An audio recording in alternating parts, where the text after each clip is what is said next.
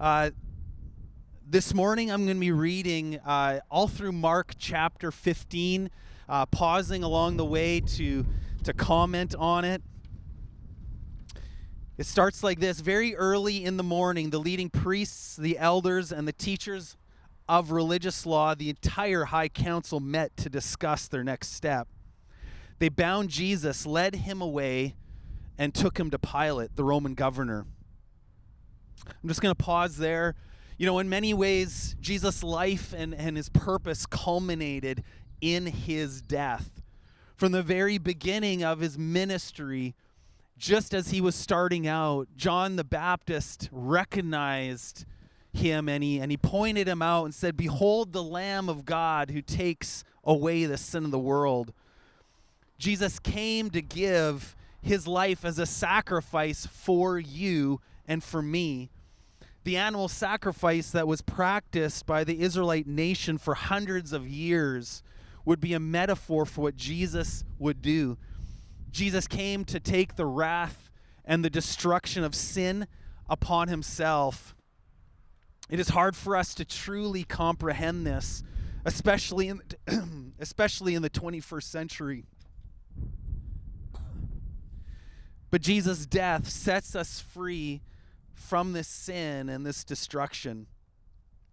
And they bound Jesus. They tied him up just like they would a lamb. And they took him to the high priest just like they would take a lamb to be taken to a high priest for sacrifice. They bound Jesus for sacrifice. In verse 2, it continues. Pilate asked Jesus, "Are you the king of the Jews?" Jesus replied, "You have said it." Then the leading priests kept accusing him of many crimes.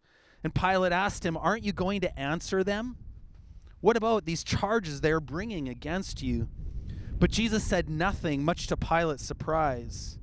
Now it was the governor's custom each year during the Passover celebration to release one prisoner, anyone the people requested. One of the prisoners at that time was Barabbas, a revolutionary who had committed murder in an uprising. The crowd went to Pilate and asked him to release a prisoner as usual. "Would you like me to release to you this king of the Jews?" Pilate asked. For you realize by now that the leading priests had arrested Jesus out of envy. But at this point, the leading priests stirred up the crowd to demand the release of Barabbas instead of Jesus. Pilate asked them, "Then what should I do with this man you call King of the Jews?" They shouted back, "Crucify him!" "Why?" Pilate demanded. "What crime has he committed?" But the mob roared even louder, "Crucify him!" So to pacify the crowd, Pilate released Barabbas to them. He ordered Jesus flogged with a lead-tipped whip, then turned him over to the Roman soldiers to be crucified. I'm going to pause there. You know, Jesus was innocent. It's very obvious from the stories in the Gospels. And yet they chose a known criminal to be released instead. They accused Jesus of all sorts of crimes, but in reality, he was innocent. The person they chose to be released was the one who had committed those exact crimes that they were accusing Jesus of. This event happened between Jesus and Barabbas. It's a small example or a microcosm of what Jesus has done for all of us. The reality is that none of us are innocent. We've all done things that we're not proud of. We've all done things that have hurt others, harmed others. We've all sinned against God. And yet Jesus, the innocent one, is the one that was crucified and killed on our behalf, and we are the ones that are released. It doesn't make sense when we read this story. It isn't fair, and yet it is who Jesus is. It is an exact representation of God. He took our place, and we are the Barabbas in this story. I continue in verse 16. It says, the soldiers took Jesus into the courtyard of the governor's headquarters, called the Praetorium, and called out the entire regiment. They dressed him in a purple robe, and they wove thorn branches into a crown and put it on his head. Then they saluted him and taunted, "Hail, King of the Jews!" And they struck him on the head with a reed stick, spit on him, and dropped to their knees in mock worship. When they were finally tired of mocking him, they took off the purple robe and put his own clothes on him again. Then they led him away to be crucified. A passerby named Simon, who was from Cyrene, was coming in from the countryside just then, and the soldiers forced him to carry Jesus' cross. Simon was the father of Alexander and Rufus. In this passage that I just read, this shows the mocking and the abuse that Jesus took. I'm going to comment on that in a little bit, but first I want to just draw your attention to the story of Simon from Cyrene. Cyrene is a place in modern-day Libya in northern Africa. Simon obviously had come to Jerusalem for the Passover celebration. He'd traveled a long way. He probably never knew Jesus. Most likely, maybe he'd never even heard of him, and yet he got caught up in this story. He was impacted by this story.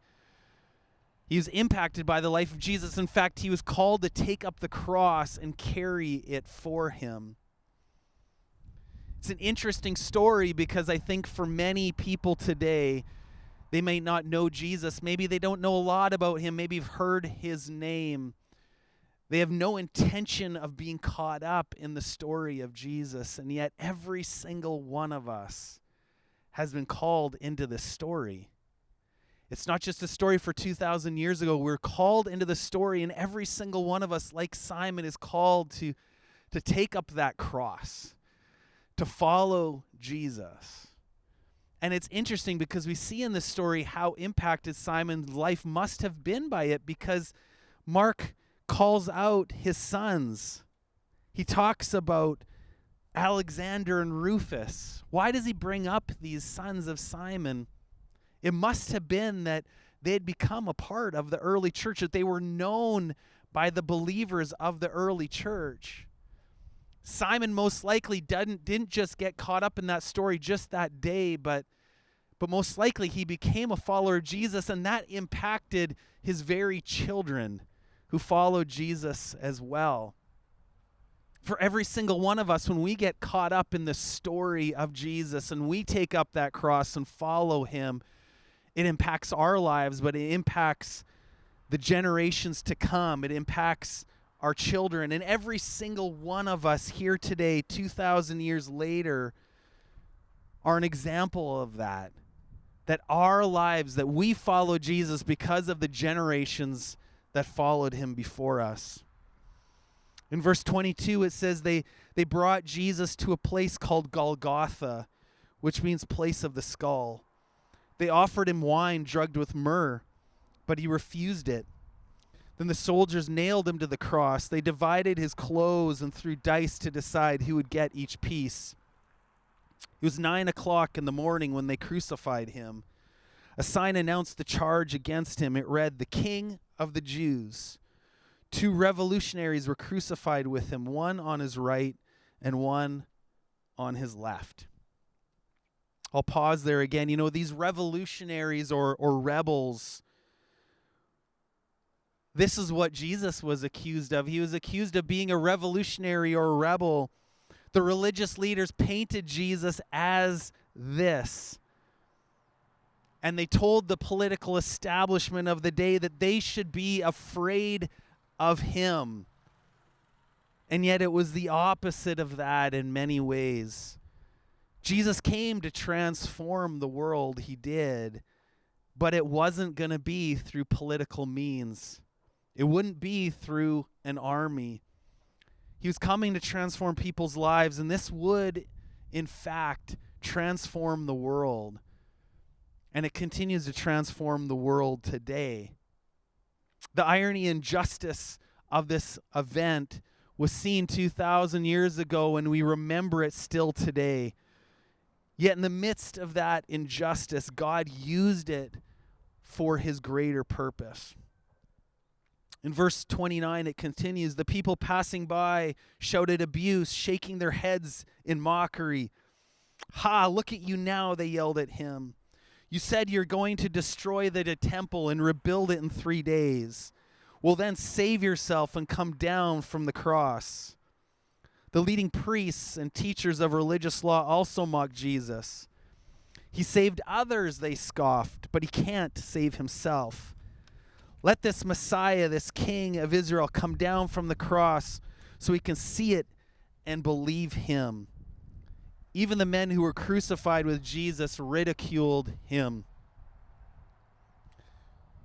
We see in the story that they mocked Jesus. They taunted him.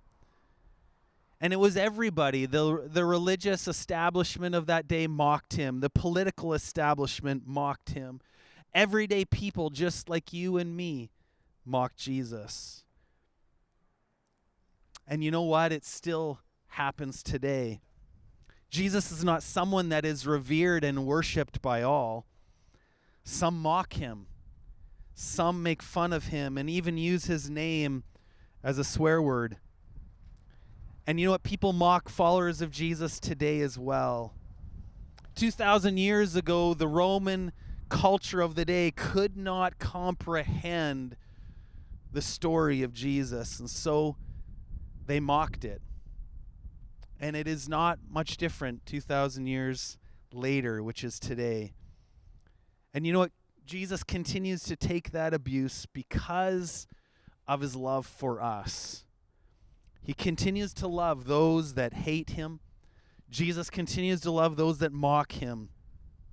Human tendency is to save ourselves at the expense of others, especially those that are considered our enemies. But Jesus showed us another way. Jesus sacrificed himself to save others. In fact, he said, Jesus, forgive them, for they know not what they are doing. And Jesus calls every single follower of him today to do the same, to forgive and to love, even those that would mock and that would hate. In verse 33, as we near the death of Jesus, it says this, at noon, darkness fell across the whole land until 3 o'clock. Then at 3 o'clock, Jesus called out with a loud voice, Eloi, Eloi, lema sabachthani, which means, my God, why have you abandoned me? Some of the bystanders misunderstood and thought he was calling for the prophet Elijah. One of them ran and filled a sponge with sour wine, holding it up to him on a reed stick so he could drink. Wait, he said, let's see whether Elijah comes to take him down. Then Jesus uttered another loud cry and breathed his last. When we read Mark, we wonder, what is that last word? I believe when we look at the Gospel of John, John records that last words. And John records it as Jesus saying, it is finished. It is finished. And in verse 38, it says, and the curtain in the sanctuary of the temple was torn in two from top to bottom. When the Roman officer who stood facing him saw how he had died, he exclaimed, this man truly was the Son of God. Some women were there watching from a distance, including Mary Magdalene, Mary the mother of James the younger and of Joseph, and Salome. They had been followers of Jesus and had cared for him while he was in Galilee. Many other women who had come with him to Jerusalem were also there. As I pause, I'm reminded of these words that Jesus said, my God, why have you forsaken me? Jesus is actually quoting an entire, he's evoking, I should say, Psalm chapter 22. He's actually just quoting a very small piece of it, but if I would encourage you to go today and read that psalm. The entire psalm of 22 really is the story of Jesus. Jesus fulfills every single piece of that psalm. It tells his story. And in the moment of his death, the curtain in the temple was torn in two. It was the curtain that separated the presence of God, the Holy of Holies, from all of humanity, from all of us. And when Jesus died and when he spilled his blood, that curtain was torn in two, allowing us into relationship, allowing us into the presence of God. A Roman soldier that was participating in the killing of Jesus that day, he looked out and he said, truly, this is the Son of God. There was something happening in that moment, something otherworldly that grabbed a hold of him, and he didn't understand it completely. But he knew that Jesus was no ordinary man. In verse 42, at his death, it says this all happened on Friday, the day of preparation, the day before the Sabbath, as evening approached. Joseph of Arimathea took a risk and went to Pilate and asked for Jesus' body. Joseph was an honored member of the high council, and he was waiting for the kingdom of God to come. Pilate couldn't believe that Jesus was already dead, so he called for the Roman officer and asked if he had died yet. The officer confirmed that Jesus was dead. So Pilate told Joseph he could have the body. Joseph bought a long sheet of linen cloth. Then he took Jesus' body down from the cross, wrapped it in the cloth, and laid it in a tomb that had been carved out of the rock. Then he rolled a stone in front of the entrance. Mary Magdalene and Mary, the mother of Joseph, saw where Jesus' body was laid. We come to the end of our reading today, Jesus' death and burial, and it is final. There's no rescue at the end of this day. In the movies that we watch, we are waiting for someone to come in, to swoop in, and to save the day. Someone should come in and stop what is happening. Jesus should not die. Jesus should be able to get off the cross. The angels should come in and stop what is happening. There should be a turnaround of fortune, but we don't see it. This is not the ending the disciples expected, and it's not the ending that we would expect either, even today. He willingly walked into this. Jesus walked into this, and he never fought it. The story of Jesus is a story of sacrifice. It is a story of love. The question for us today is, will we accept it? Will we accept his love? And will we walk into that? Will we take up that cross like Simon did 2,000 years ago and follow him?